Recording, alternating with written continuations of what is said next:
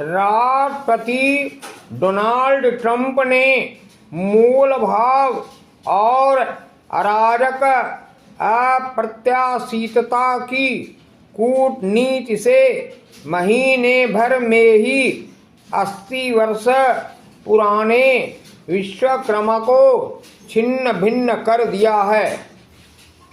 यह विश्वक्रम अमेरिका ने ही दूसरे विश्व युद्ध के बाद संयुक्त राष्ट्र और उसकी सहायक संस्थाओं के जरिए स्थापित किया था। नियमबद्ध व्यवस्था पर आधारित इस विश्वक्रम का मुख्य उद्देश्य दूसरे देशों के भूभाग हथियाने की उस साम्राज्यवादी परंपरा को रोकना था जिसमें 1816 से 1945 तक के बीच दूसरे देशों के भूभाग हथियाने के लिए 150 से अधिक लड़ाइयाँ लड़ी गई थीं। नए विश्वक्रम में भारत और फलस्तीन के उल्लेखनीय अपवादों को छोड़कर 1945 से अब तक किसी देश के भूभाग को सैन्य शक्ति से नहीं हथियाने दिया गया। इस दौर में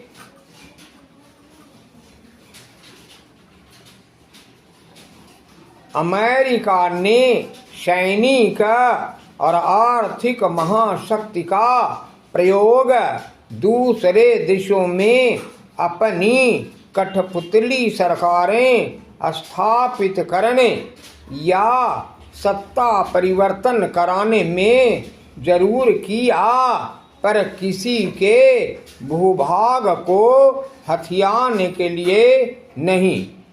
जबकि 1952 में दक्षिण कोरिया और 1990 में कुवैत की प्रभुसत्ता की रक्षा के लिए कूद कर वैश्विक नेतृत्व की एक मिसाल कायम की। पैरा ट्रंप ने अपने उद्घाटन भाषण में ही संकेत दे दिया था कि वे अपने ही देश द्वारा स्थापित मौजूदा विश्वक्रम को तिलांजलि देकर दुनिया को 1945 से पहले की साम्राज्यवादी व्यवस्था में लौटाना चाहते हैं। उन्होंने कहा था, अमेरिका अपनी परिकल्पना एक उभरते हुए देश के रूप में करना चाहेगा, एक ऐसा देश जिसकी समृद्धि बढ़ रही हो, जिसकी सीमाओं का विस्तार हो रहा हो। अपनी इसी बात को आगे बढ़ाते हुए बाद में उन्होंने दावा किया कि अमेरिका निश्चित रूप से ग्रीनलैंड को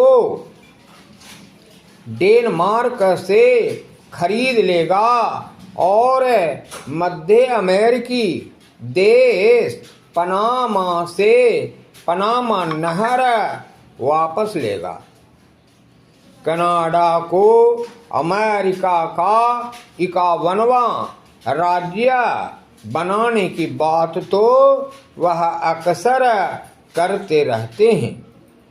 2 सप्ताह पहले उन्होंने गाजा को लेकर पिछली सदी के 7वें दशक के बेरूत जैसी सैलानी सैरगाह के रूप में उसका विकास करने की बात करके दुनिया को चौंका दिया।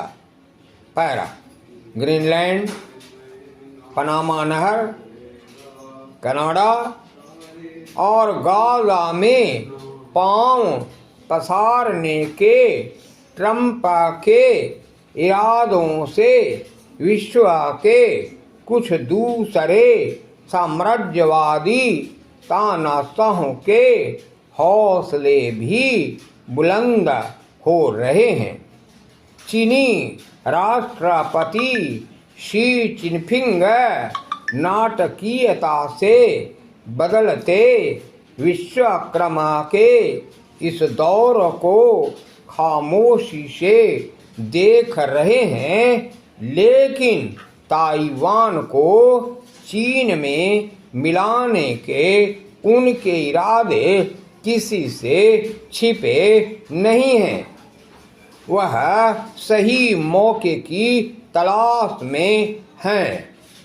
वह दक्षिण चीन सागर में फैले विवादास्पद द्वीपों पर एक एक करके कब्जा कर चुके हैं और हिंद चीन एवं दक्षिण एशियाई देशों को वे कर्ज और कारोबारी जाल में फंसाने में लगे हैं।